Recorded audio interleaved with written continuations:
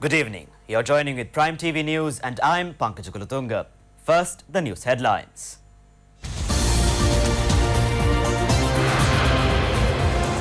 President extends helping hand to two visually impaired students. Johnston Fernando acquitted from accusations on not declaring assets. Measures to restrict onion importation. Report on oceanic resources launched. The Venezuelan president responds to US sanctions.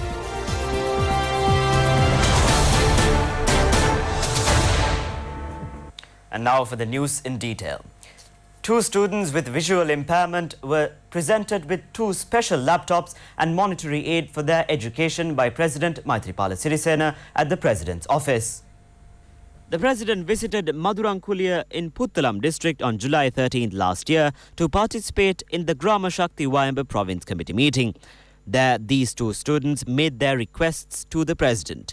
Responding to their request, the President presented two special laptops which has special software for the people with hearing loss to the students with the disability and presented 1 million rupees per student for their future education. The two students, Varnakula Surya Sanduni Peshala and Rukshani Mekala, received their basic education from Mundalama Singhala Mahavidyalaya and passing the GCE Advanced Level Examination have entered the Faculty of Humanities of University of Colombo, where they continue their studies. Meanwhile, Samindya Devindi Thirimanna, who is a student with hearing loss, was presented 1 million rupees for her higher education by the President at the President's office. Samindya Devindi Thirimanna, who is a 17-year-old student, has revealed her painting skills to the country and held an individual arts exhibition recently at the Audiovisual Faculty of Horton Place of Colombo, named as Manasseya. The exhibition was opened by President Maithripala Sirisena. Meanwhile, the report of Monetary Commission on year 2017 was presented to President Maithripala Sirisena today by Chairman of the Commission, U.H. Palihakara. Two lotteries introduced by the Grama Shakti People's Movement were also presented to the President by Chairman of the Development Lottery Board, SAP Surya Peruma. The new tea factory of Maxim's Holdings Company established at Mulleriava, Ambatale area, was opened by the President Maithripala Sirisena today. This modern tea factory with an investment of 2 billion rupees is replete with cutting-edge technology. Approved by the Sri Lanka Board of Investment, the tea factory will produce high-quality tea, primarily for export. The President, who unveiled the plaque to open the factory, engaged in an inspection visit of the premises. Colombo Chief Magistrate Lanka Jairatna has ordered to acquit parliamentarian Johnston Fernando from the case filed against him on not declaring assets pertaining to year 2010.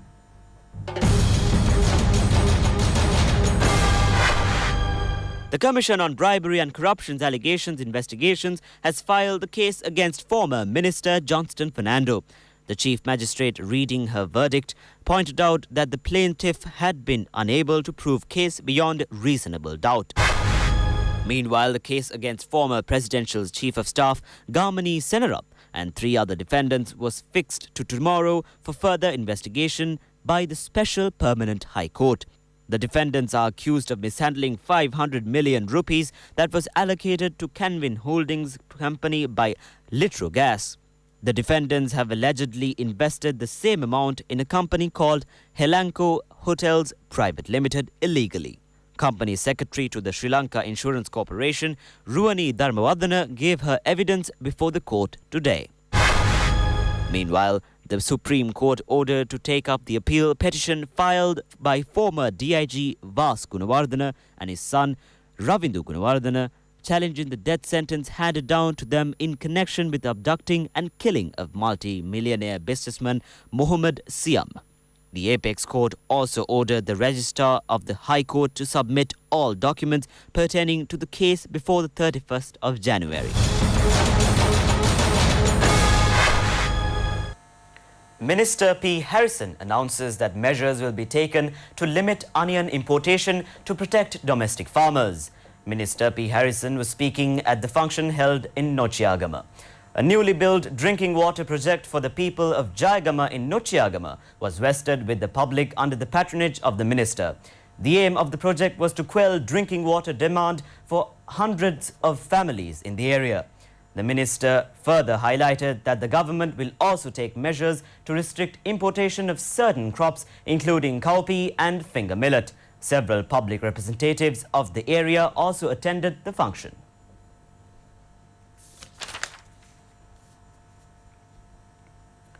State Minister Dilip Vidarachi presided over the launch of the project report on estimating oceanic resources. The project has been carried out by IMR Institute of Norway and the Nara Institute of Sri Lanka. The event was also attended by Norwegian Ambassador in Sri Lanka, Thorbjørn Gaustad-Sæther. The report was launched following an expedition conducted for 21 days. Addressing the gathering, State Minister Dilip Vidarachi noted that a new report will be helpful to protect oceanic resources and minimize pollution. Dilip Vidarachi also thanked Norway for extending generous support for the initiative. Still at home, German ambassador in Sri Lanka, Jean Rood, has agreed to strengthen ties in judicial and legal affairs between two countries. Jean Rood has stressed these views when he called on Minister Thalata Atukorala at the Ministry of Justice and Prison Reforms. The ministry appreciated their support from the German government on Sri Lanka's development activities, including improving facilities of the judiciary system. She also admired training given by the German government for Sri Lankan judges and judiciary staff. The German ambassador hailed Sri Lanka government commitment to uphold democratic practices and sovereignty of judiciary.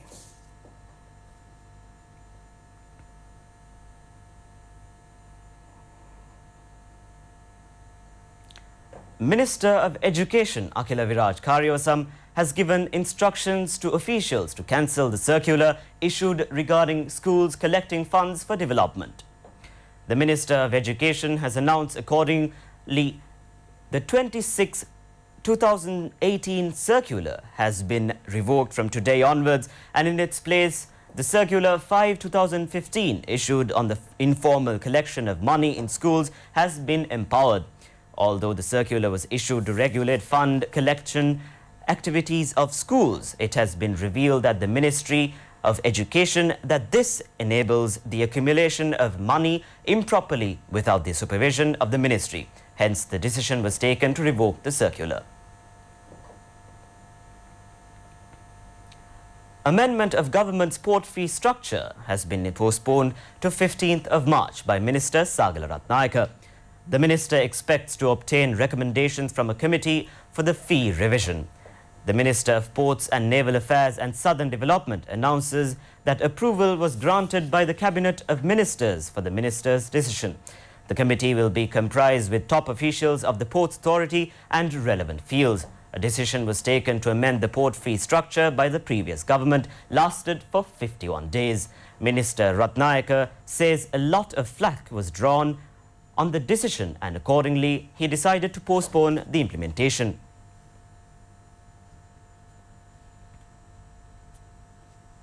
Minister Sajith Premadasa urges the voters to consider policies of individuals before voting for them. Minister Sajith Premadasa was speaking at a function held in Tissamaharama. The event was organized to hand over 2 ambulances to the Tissamaharama Base Hospital. The Ministry of Health has spent 27.2 million rupees for the ambulances.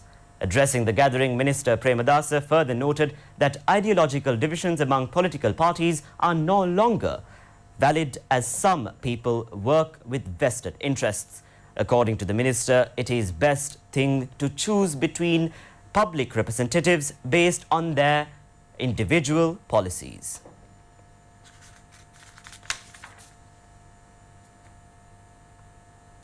Minister Rauf Hakim urges the general public to use water sparely.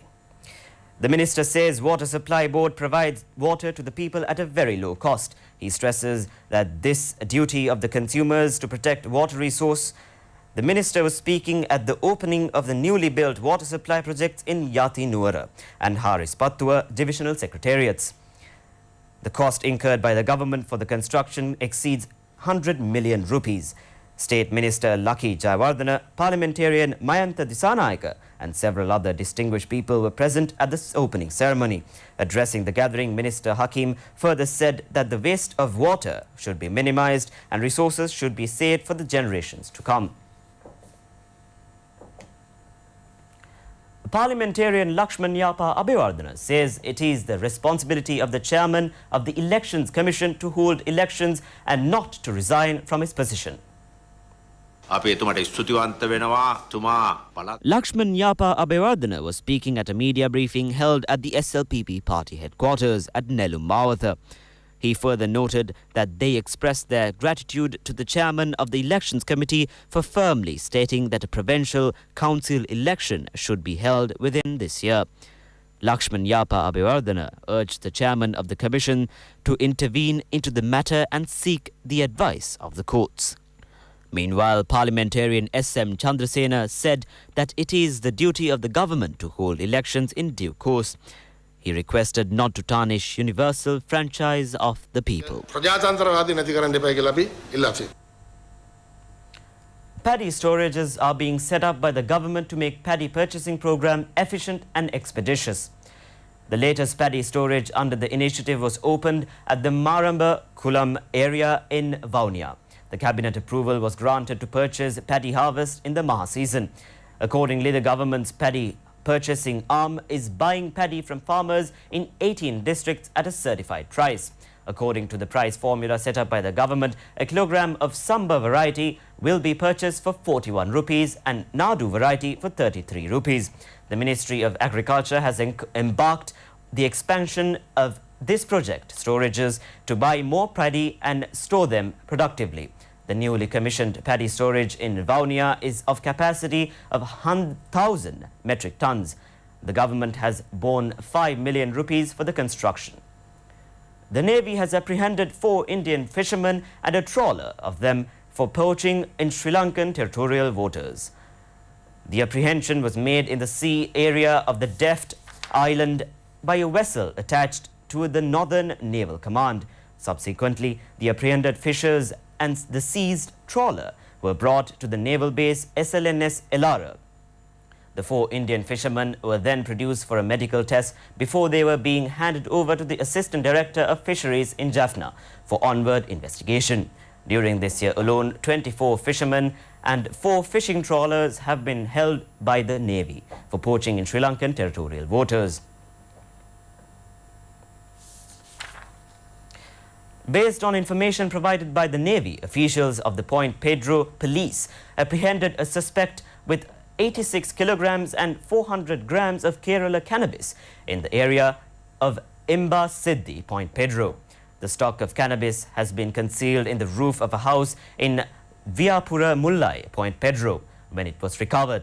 The suspect is a person aged 50 years, and further investigation on the person apprehended with the whole of Kerala Ganja is being conducted by Point Pedro police. During last 3 weeks, over 509 kilograms of Kerala cannabis have been apprehended by the raids conducted by the Navy, and further operations are being carried out all over the country by the Navy in search of illegal drug smuggling.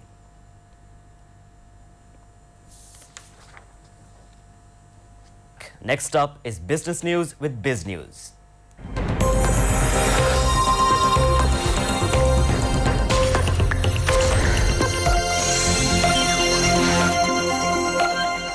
The 67th International Customs Day was marked at the Sri Lanka Customs Headquarters. The International Customs Day was marked under the theme of smart boundaries, free from sanctions on international trade, transportation and travel. The event was presided over by State Minister Iran Vikramaratne and Governor of the Central Bank, Dr. Indrajit Kumaraswamy. Appreciation certificates issued by the World Customs Organization were handed over to the top 29 customs officers of the country. The event was also graced by Director General of the Customs Department, P.S.M. Charles. Today, 60% of global trade, more than 60% of global trade, is part of this global production sharing network. In Sri Lanka, we have a negligible presence in these international production sharing networks.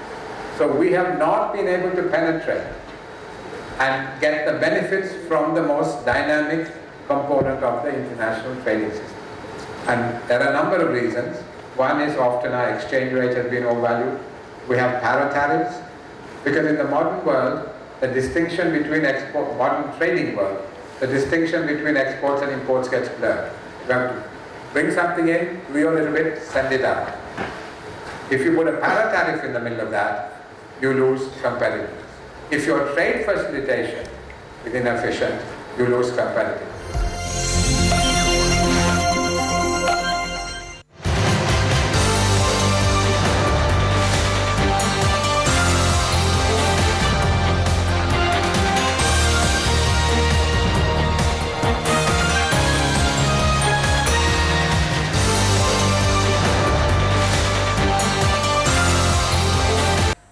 Prime News returns tomorrow. And in the meantime, make www.itnnews.lk your go-to source for the very latest in news, at home and overseas. Signing off, I'm Pankaj Kulotunga. Good night.